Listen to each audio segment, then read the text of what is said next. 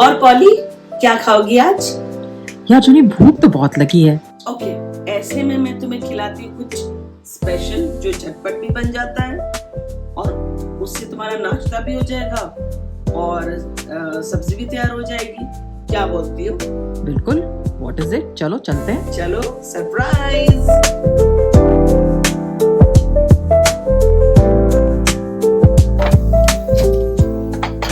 इस डिश को बनाने के लिए आधा किलो कच्चा केला लें और उसे साइड से कट करके उबलने के लिए पानी में डाल दें।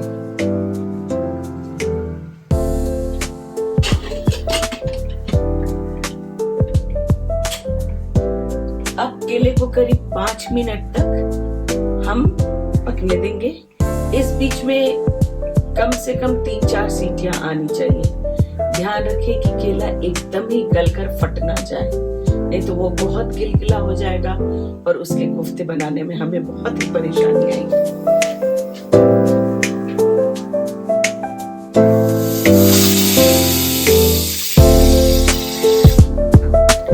केला बॉईल हो चुका है और अब इसे फटाफट हम छील लेते हैं।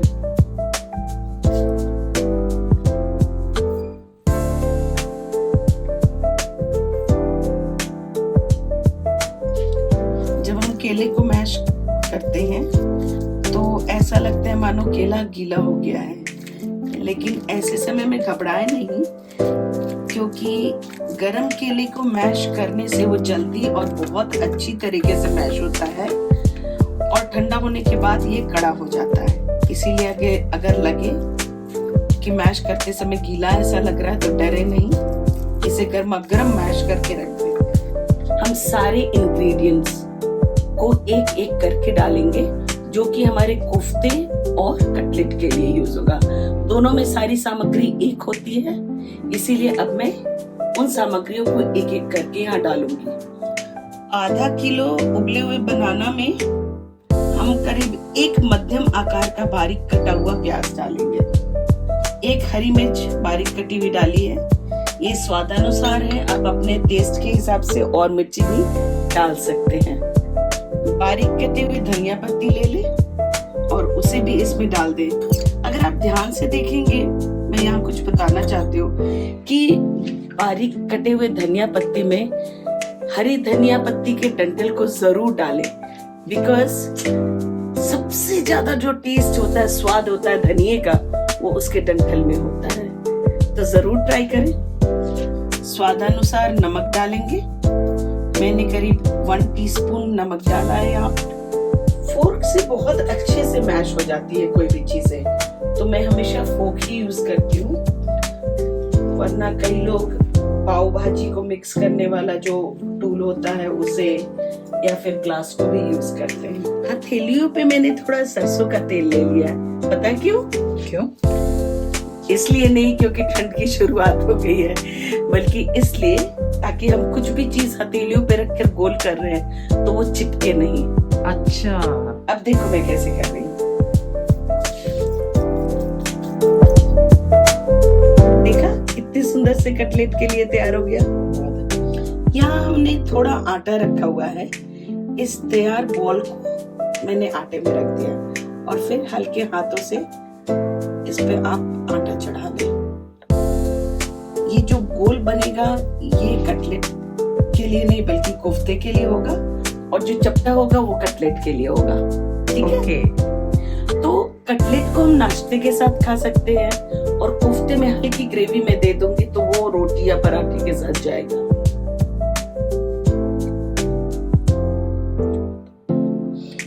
सेम है जो गोल किया है हमने कोफ्ते के लिए, उसे चपटा कर ले कटलेट के लिए। कटलेट को आप सूखा सॉस या चटनी के साथ खा सकते हैं और कोफ्ते में हम ग्रेवी लगाएंगे। अब हम केले के कोफ्ते को फ्राई करेंगे। तेल गरम है, इसको सिम पे कर दें।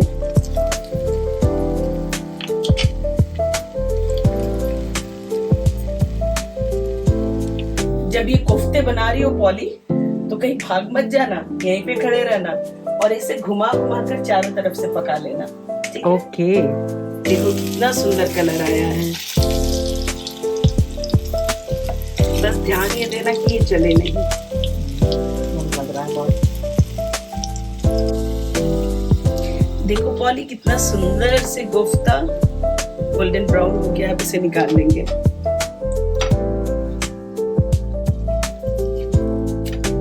हमारा कोफ्ता गोल्डन ब्राउन हो चुका है। अब मैं कटलेट तल लेती हूँ।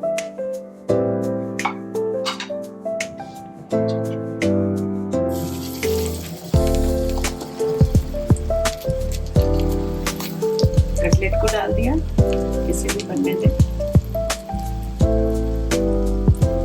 इसे धीमी आंच पर गोल्डन ब्राउन होने तक पकाएं। इसको प्लेट में स्नैक्स के लिए डालेंगे।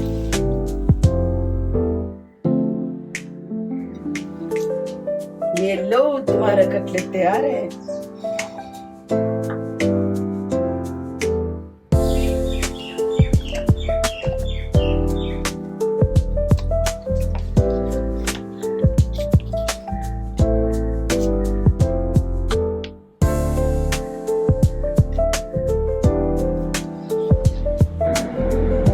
ये लो पॉली, तुम्हारा शानदार केले का कटलेट तैयार है।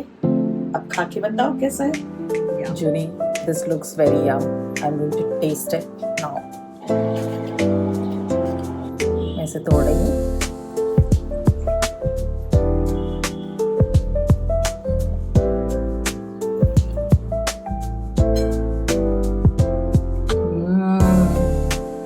It's very yum. I'll take some imli chutney with it.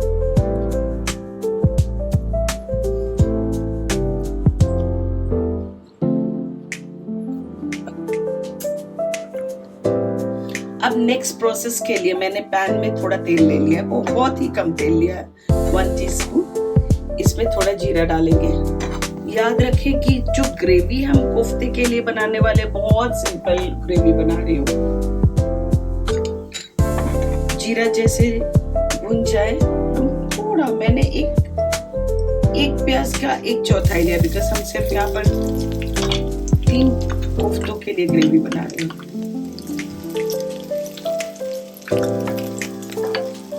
बहुत ही जल्दी ये ग्रेवी तैयार हो जाती है। तो अगर गेस्ट आने वाला हो, आप उसे कटलेट भी खिला सकते हैं और थोड़ा सा ग्रेवी तैयार कर कोफ्ता भी रोटी या पराठों के साथ खा सकते हैं। मैंने 2 हरी मिर्ची थोड़े बड़े ही पीसेस डाले हैं कि अगर कोई हटाना चाहे तो हटा दें। हरी मिर्ची का फ्लेवर बहुत ही अच्छा आता है। प्याज भुन चुका है। अब ऐसे में मैं करीब 1 कटोरी दही डालूंगी। जब आप दही डाल रहे हैं तो ध्यान रखिए कि गैस आप ऑफ कर दें। फिर तुरंत ही थोड़ा पानी डालेंगे। अगर गैस ऑफ नहीं रहेगा तो दही के फटने का खतरा होता है। अब मैं थोड़ा नमक ऐड करूंगी।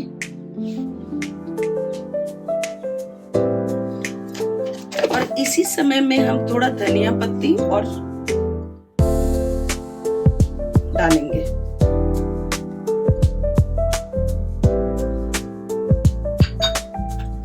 थोड़ा चलाएं। अब हम गैस को ऑन करेंगे। याद रखें, फ्लेम बिल्कुल धीमा रखें और इसे चलाते रहें, वरना दही फट जाएगी।